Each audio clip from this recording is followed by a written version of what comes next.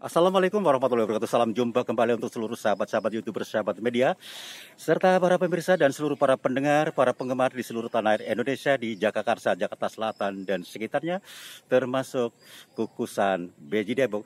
Untuk seluruh para penggemar, para pendengar di seluruh tanah air Indonesia, baik termasuk yang terkait yaitu dengan adanya atensi yang masuk saudara Solihin yang ada di Kota Malang, beliau menuturkan minta dijelaskan adanya ajaran kematian. Terima kasih untuk saudara Solihin yang ada di Kota Malang atas atensi Anda. Sudah disampaikan, akan saya jabarkan. Silakan Anda buka YouTube Ayah Sadam ya. Mudah-mudahan untuk seluruh para pendengar, para penggemar di seluruh tanah air Indonesia, marilah kita sama-sama mendengarkan kajian-kajian yang ada. Barang siapa yang selalu aktif mengikuti kajian, insya Allah pada saat sakaratul maut kita dimudahkan segala urusannya. Malaikat akan menjemput Anda di surganya Allah Subhanahu wa Ta'ala. Mari kita sama-sama menjawab pertanyaan saudara Solihin yang ada di Kota Malang. Ajaran kematian. Anas bin Malik radhiyallahu anhu menuturkan bahwa Rasulullah SAW dan pernah mendatangi seorang pemuda yang sedang dalam keadaan sakaratul maut. Rasulullah SAW bertanya, dalam keadaan demikian, apakah engkau yang didapatkan darimu? Pemuda menjawab, sungguh aku berharap kepada Allah dan aku takut terhadap dosa-dosaku. Rasulullah SAW berkata, antara harap dan dosa tidak bisa bersatu di hati hamba, kecuali jika Allah memberikan apa yang engkau harapkan dan memberikan keamanan dari apa yang engkau takuti. Alladzina tatawaffahumul malaikatu thayyiban yaquluna salamun alaikum udkhulul jannah bima kuntum ta'lamun. Orang-orang yang diwafatkan dalam keadaan baik oleh para malaikat dengan mengatakan kepada mereka, Assalamualaikum, masuklah kamu ke dalam surga itu disebabkan oleh apa yang telah kamu kerjakan. Dijelaskan oleh surat An-Nahl ayat 32. Maksud dari ayat tersebut keadaan baik jiwa mereka adalah lantaran kesungguhannya dalam melaksanakan ibadah sehingga tidak memberatkannya. Ketika kembali kepada Tuhan mereka, hadis dari Anas radhiyallahu anhu bahwa Rasulullah bersabda, Innal abda la yu'allija karabal maut wa sakaratil maut wa inna mafasilahu la yusallim ba'duha ala ba'd. Takul alaika salam tufarrikuni wa ufarikuka ila yaumal qiyamah. Sesungguhnya seorang hamba hendaknya mengobati penderitaannya, kematian dan sakaratul maut. Setiap anggota badan saling mengucapkan salam, perpisahan satu sama lain dengan mengatakan alaikassalam, kamu akan berpisah denganku dan aku akan berpisah denganmu hingga hari kiamat. Saudara-saudaraku yang dimuliakan Allah Subhanahu wa Ta'ala, Abul Qasim berkata bahwa keadaan mereka berbeda-beda ketika menghadapi sakaratul maut. Sebagian dari mereka ada yang sangat ketakutan terhadap dosanya, sebagian ada yang tenggelam dalam harapannya kepada Allah, dan sebagian yang lain ada yang ditampakkan surga sehingga tenang dan penuh percaya diri. Diterangkan bahwa Al-Junaid menghadapi sakaratul maut dengan membaca Al-Quran hingga khatam ya.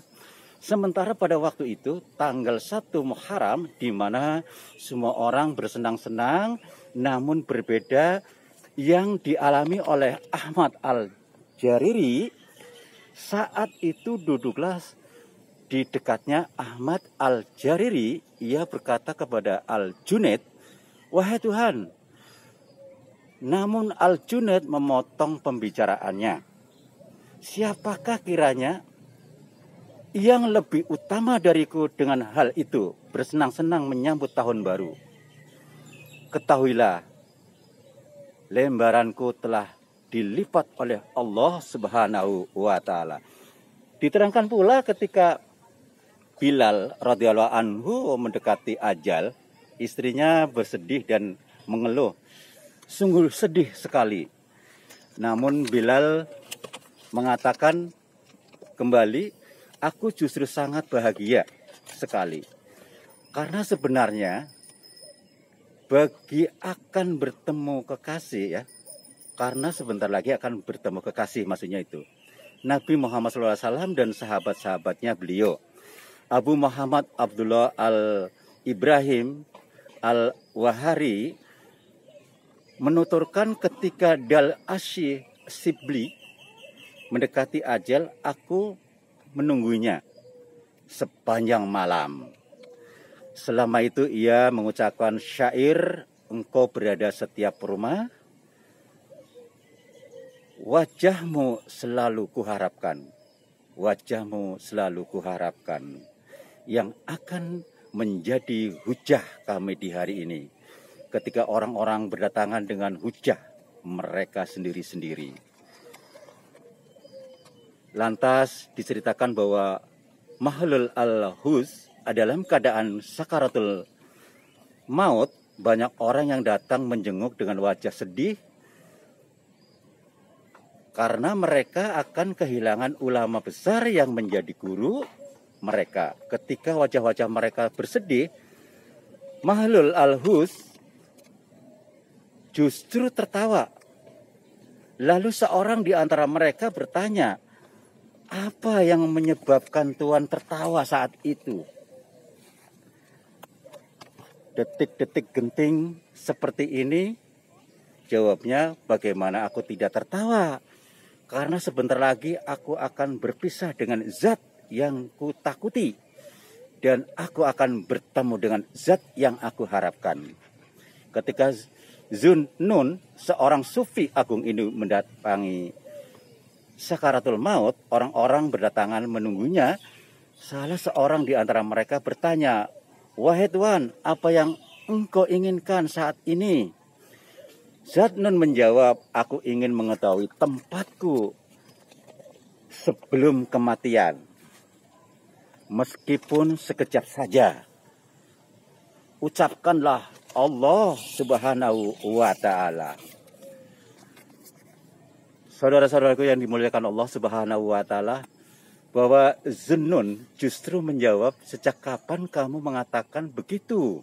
Ketahuilah bahwa diriku ini telah hangus terbakar dan hancur lebur dengan zikrullah.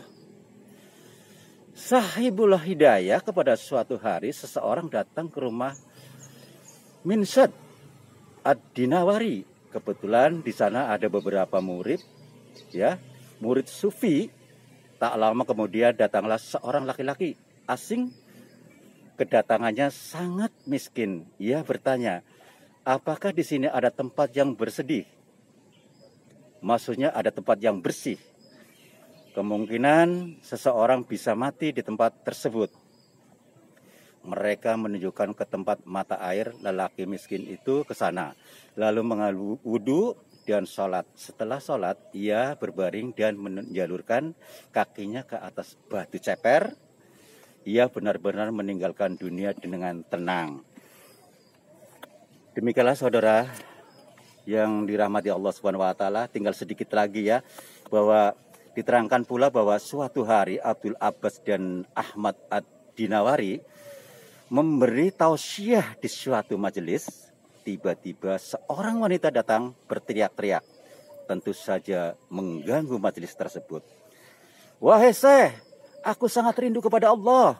Bagaimana caranya agar bisa bertemu dengannya sehingga kerinduanku terobati? Teriakannya seperti itu. Abdul Abbas menyahuti dengan sekenarnya atau sebenarnya. Tapi di sini dikatakan sekenarnya saja. Maksudnya sekedarnya saja. Ini mungkin salah ketik ya. Matilah engkau, biar rindumu terobati. Itu menurutnya. Wanita itu kemudian melangkahkan kaki keluar dari majelis. Ketika sampai di pintu, ia menoleh kepada Abdul Abbas dan Ahmad Al-Dinawari. Seraya berkata, "Wahai Syekh, aku telah mati." Setelah berkata begitu, ia terjungkal di depan pintu. Ia benar-benar mati dan bertemu dengan zat yang dirindukan. Demikianlah saudara solihin yang di Kota Malang, atas jawaban saya pertanyaan Anda tentang mengenai kematian. Mudah-mudahan jelas ya untuk seluruh para pendengar, para penggemar di seluruh tanah air Indonesia maupun di luar negeri sana, termasuk sahabat-sahabat kita, sahabat YouTuber, sahabat media, termasuk seluruh para penggemar, para pendengar di seluruh jagat entero Indonesia, terutama Jagakarsa, termasuk BC Depok. Mudah-mudahan bermanfaat tausiah yang baru saja saya sampaikan, jawaban saya dari pertanyaan saudara-saudara yang ada di Kota Malang. Akhirnya saya tutup. Wassalamualaikum warahmatullahi wabarakatuh. Ihdinas syiratal mustaqim.